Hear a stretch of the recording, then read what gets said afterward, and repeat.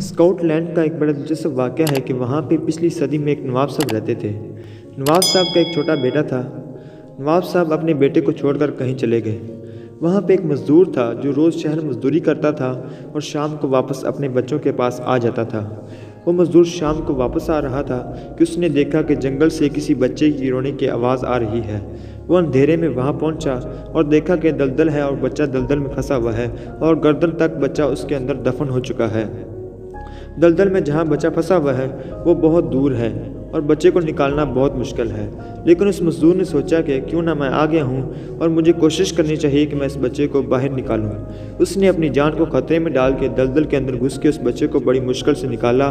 نکالنے کے بعد اس نے پوچھا کہ بھائی آپ کون ہو اور کہاں جانا ہے؟ تو اس نے بتایا کہ بھائی میں فلاں نواب صاحب کا بیٹا ہوں اور میں کھیلتا کھیلتا اس جنگل میں آ گیا اور میں دلدل میں گر گیا۔ اس مزدور نے اس بچے کو لیا اور بچے کو اس کے گھر چھوڑ کر واپس آ گیا۔ اگلے دن جب مزدور اٹھا تو اس نے دیکھا کہ باہر بگی کھڑی ہے، اس پہ نواب اور اس کا باقی سٹاف بھی کھڑا ہوا ہے۔ جب مزدور باہر آیا تو نواب نے کہا کہ چونکہ بچہ میرا تھا اور مجھے بڑا ہی عزیز تھا، آپ نے اس کی جان بچائی ہے تو میں آپ کی کیا مدد کر سکتا ہوں؟ تو مزدور نے کہا کہ مجھے کسی مدد کی ضرورت نہیں ہے، اللہ کا بڑا فضل و کرم ہے، صبح چلا جاتا ہوں مزدوری کرنے، خیر دوسرے تیسرے دن مزدوری مل جاتی ہے، اس سے میرے گھر کا سرکٹ چلتا رہتا ہے، لہذا مجھے آپ کی کوئی خاص مدد کی ضرورت نہیں ہے۔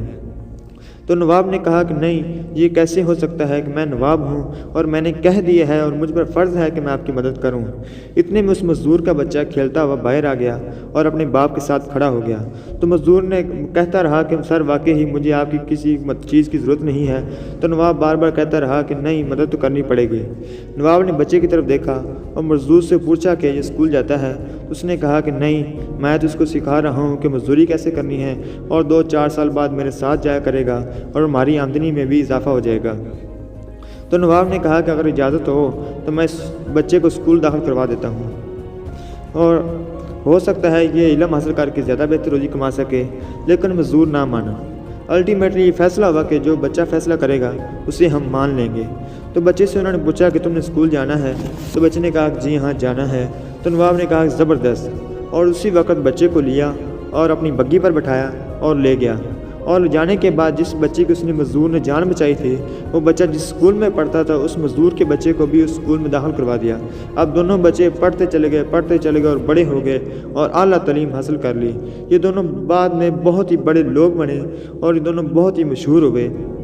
جو نواب کا بچہ تھا اس کا نام ونسٹن چرچل ہے اور سر ونسٹن چرچل کے نام سے دنیا پہچانتی ہے۔ یہ بہت بڑا انگلینڈ کا پرائم منسٹر اور دوسری جنگ عظیم بھی انہوں نے جیتی تھی، جس کے بعد دنیا میں 68 کنٹریز بنے تھے اور اس کی بہت سی مثالیں دی جاتی ہیں۔ اور جو مزدور کا بچہ تھا وہ الیگزینڈر فلیمنگ بنا۔ الیگزینڈر فلیمنگ ایک ایسا آدمی تھا جس نے پینسلین ایجاد کی اور اس سے جتنا آج میڈیسن میں ریگولیشن آیا ہے اس کے پیچھے پینسلین ہے، اور الیگزینڈر فلیمنگ نے پوری میڈیکل سائنس کو ری شیپ کر دیا۔